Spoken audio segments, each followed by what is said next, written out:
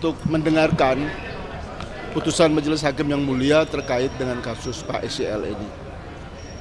Kami berbesar hati dan kami meyakini bahwa insya Allah beliau akan diputus bebas. Karena keyakinan bahwa memang selama ini fakta persidangan tidak ada yang Ya, menunjuk langsung bahwa betul. Yang kita yakini itu. Kan itu fakta, itu kan dia telanjang di ruang publik. Dan semua orang tahu itu. Kalau seandainya vonis hakim ternyata lebih tinggi dari tuntutan jaksa, gimana Bang? Kami hampir nyaris tidak berpikir ke situ. Karena kalau itu terjadi, buat apa harus ada peradilan? Buat apa harus case ini kita bawa masuk ke sini? Kalau ternyata pengadilan yang sebagai benteng terakhir dari sebuah penegakan hukum itu seperti itu faktanya. Tapi insya Allah kami yakini bahwa tidak demikian. Kalau kondisi Pak SYL sendiri menjelang vonis ini gimana Bang? Sejauh ini? Beliau sehat, baik, sebagai manusia biasa, tentu khawatir, cemas, tapi belakangan ini beliau lebih banyak ada di masjid, lebih banyak mendengarkan ceramah, banyak teman-teman beliau, para ustadz juga memberikan penguatan-penguatan, dan insya Allah beliau siap menerima semuanya. plan B kalau misalnya berakhir seperti tidak diharapkan oleh kuasa hukum. Ya tentu masih ada upaya-upaya hukum lain yang akan kita tempuh dalam kaitan itu. Sehingga kita lihat aja nanti bagaimana perkembangan di persidangan. Tapi kami yakin, insya Allah beliau bebas. Untuk pihak keluarga Pak ada yang juga turut hadir? Ya, ada. Siapa saja? Sepertinya anak-anak beliau, mantu. Kalau istri beliau kan ya masih kebetulan ada sakit ya, jadi masih di Makassar. Tapi keluarga yang lain semua insya Allah hadir di kesempatan ini. Oke. Juli 2024, persidangan tindak pidana korupsi atas nama Pak Syahrul Yassin Limpo, Pak Muhammad Hatta, dan Kasdi Subagiono telah menemukan titik akhirnya, yaitu berupa vonis dari Majelis Hakim. Terkait dengan vonis Majelis Hakim, yang pertama kita mengapresiasi bahwa Majelis Hakim yang mulia masih berpegang teguh secara arif bijaksana pada kebenaran dan keadilan. Itu yang kita jadikan pegangan pertama. Kemudian mengenai vonis ada beberapa ketiganya, yaitu Pak terdakwa Syahrul Yassin Limpo yang turun dari 12 tahun menjadi 10 tahun, Pak Kasdi juga ya dari 6 tahun menjadi 4 tahun.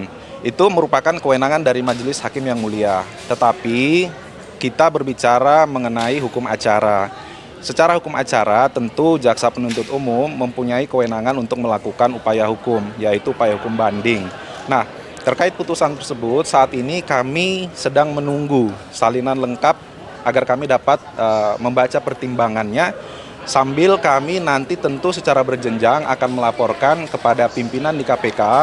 Dalam hal ini Pak Direktur Penuntutan, Pak Bima Suprayoga, yang merupakan pengendali penuntutan di KPK yang sudah mendapat delegasi kewenangan dari Pak Jaksa Agung. Kami akan mempelajari pertimbangan-pertimbangan itu secara utuh, kenapa ada secara strahmat turun, tetapi pada intinya seluruh unsur terbukti adanya pemaksaan pemerasan yang dilakukan Pak Syahrul Yassin Limpo bersama dengan Pak Hatta, Pak Kasdi Subagiono senilai 44 miliar 200 juta sekian. Itu terbukti di unsur memaksa. Hanya ada perbedaan antara Majelis Hakim dan penuntut umum, bahwa menurut Majelis Hakim yang dinikmati atau diperoleh Pak Syahrul Yassin Limpo dari 44 miliar itu hanya sebesar 14 miliar. Ada beberapa poin yang tadi kami highlight, bahwa seperti pemberian sembako dianggap itu tidak menguntungkan Pak Syahrul Yassin Limpo secara langsung.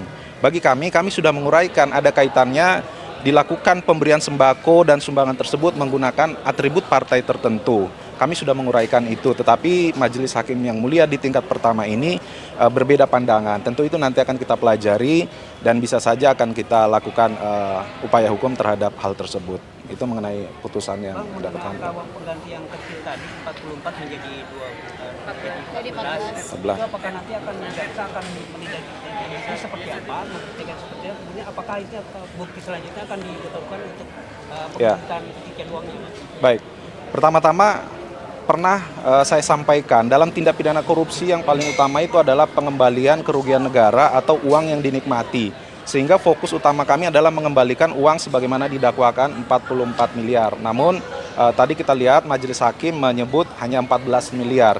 Sementara di satu sisi barang bukti aset-aset yang sudah disita milik Pak Syahrul Yassin Limpo itu sudah lebih dari nilainya 60 miliar begitu ya. Tentu nanti ini akan ditindaklanjuti pengembangan bahwa harta-harta tersebut akan diusut. Ada yang sudah berjalan penyidikan adalah tindak pidana pencucian uang. Tentu di luar itu nanti kami akan koordinasi dengan penyidik. Apakah memang tindak pidana lain sedang didalami atau seperti apa? Karena kita melihat barang bukti berupa aset yang disita itu kan sangat banyak nilainya untuk ukuran penyelenggara negara. Tentu akan kita dalami itu nanti. Begitu. Banding Pak, terkait ini Pak, berarti. Kalau masalah banding atau tidak tadi saya sampaikan kami akan melaporkan dulu kepada pimpinan secara tim untuk mengambil langkah-langkah ke depannya. Bang, Ya, untuk ke Nasdemnya gimana Bang? Terkait dengan yang dilakukan oleh organisasi. ya.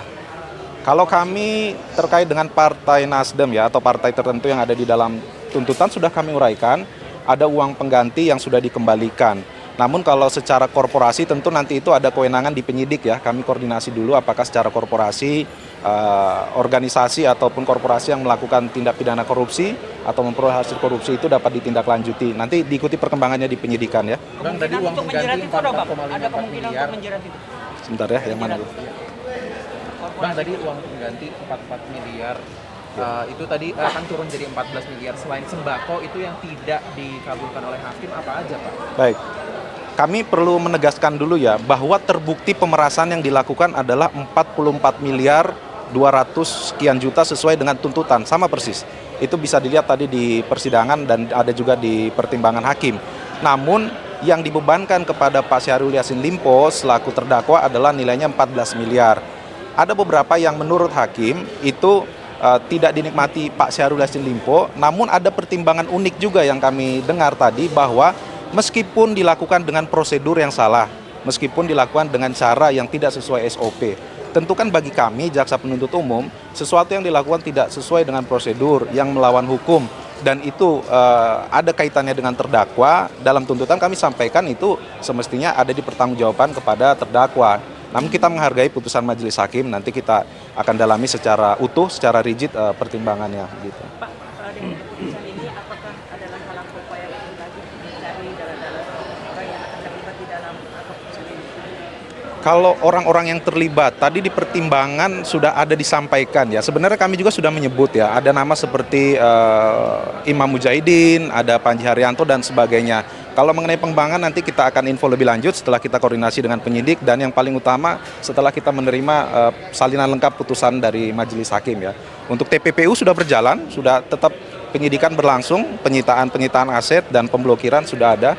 Termasuk juga tadi ada beberapa aset yang dikembalikan kepada terdakwa ya, padahal itu sudah disita dalam perkara ini dan juga dalam perkara TPPU. Artinya bukan hanya dalam perkara ini, namun telah diputus ada beberapa yang dikembalikan. Nah itu nanti jadi bahan kami, pertimbangan kami untuk sebelum mengambil langkah hukum lebih lanjut begitu ya. Ada pengembangan terus ke partai politik yang beliau berlaku?